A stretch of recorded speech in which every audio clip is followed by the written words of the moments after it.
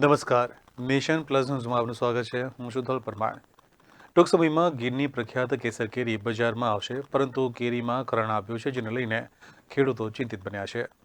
ગીર સોમનાથ જિલ્લામાં આંબા પર કેરીઓ ઝૂલી રહી છે, તો સાથે આંબાના નીચેના ભાગે જોશો તો સંખ્યાબંધ કેરી ખરી ગઈ છે. આથી આંબા વાડિયાના માલિક એવા ખેડૂતોને ઇજારેદાર ચિંતામાં મુકાયા છે.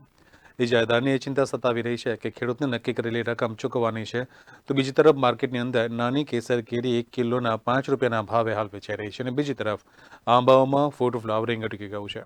સતત વેજીટેટિવ ગ્રોથ આવવાથી નવી કૂપણો ફૂટવા લાગી છે, તેને લઈને કેસર કેરી વધુ પ્રમાણમાં ખરી રહી છે.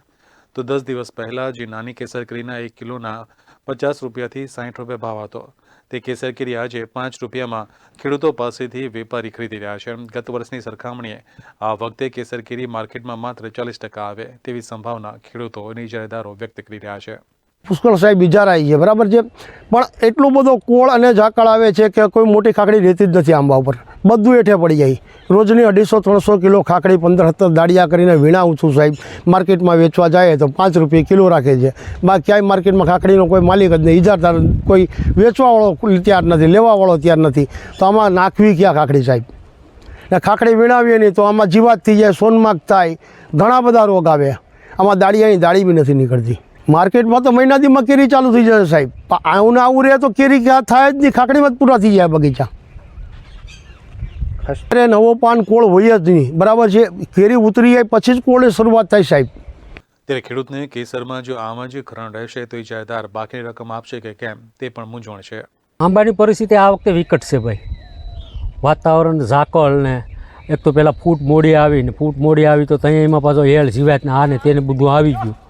અને અત્યારે જે કેરી થઈ તો આ કુદરતી ઝાકળ પડ્યો ને એને લીધે ખરણ વધી ગયું, પુષ્કળ ખરણ વધી ગયું. બગીચા તો ઓછા જ આવ્યા, એના અમે પાછું ખરણ વધી ગયું ને કોળ આવી ગઈ. હવે ઇજારિયાદાર છે એ આપણે આ બગીચો મેં આ ઇજારિયાદારને દીધો તો હવે એને નુકસાની જાય તે આપણે જે ભાવમાં દીધો હોય એનાથી 50% પાછા બાદ લેટ કરવા પડશે. ન કરો તો ઇજારદાર મૂકીને ભાગી જાય, એટલે આવે ખેડૂતના તાલામાં. આ પરિસ્થિતિ છે આ વર્ષે. કેટલું ઉદાહરણ આ વખતે ઓછામાં ઓછું મારા બગીચાનું મારે જાણ ખાતર કહું ત્યાં લગન 40% ઉત્પાદન આવી. કેસરમાં ખરણને લઈને કેરી પકવતા ગીરના ખેડૂતોને ઇજારેદારો મુશ્કેલીમાં મુકાયા છે.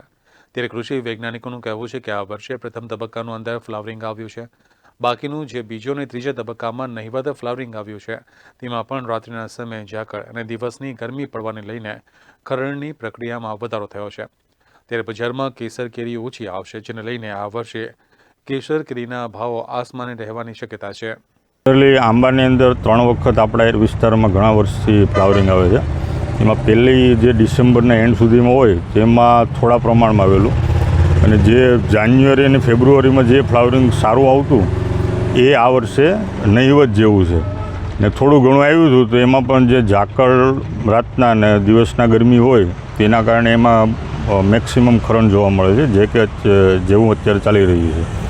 તો જે ફ્લાવરિંગ નથી આવ્યું બીજા અને ત્રીજા સ્ટેજમાં, એ જે રિપ્રોડક્ટિવ સ્ટેજ હતો એ પૂરો થઈ ગયો છે, અને એ પછી ઓટોમેટિક જે આપણા કોઈ પણ વૃક્ષની જે એની સિસ્ટમ હોય એ પ્રમાણે એની જે વેજીટેટિવ ગ્રોથ હોય એ અત્યારે આપણે નવી કોળામણ જોવા મળે છે.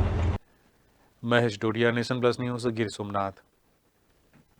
સમાચારોના સતત અપડેટ માટે નેશન પ્લસ ન્યૂઝના યુટ્યુબ ચેનલને સબસ્ક્રાઇબ કરો, બેલ આઇકન દબાવો અને ફોલો કરો ઇન્સ્ટાગ્રામ, ફેસબુક અને ટ્વિટર પર.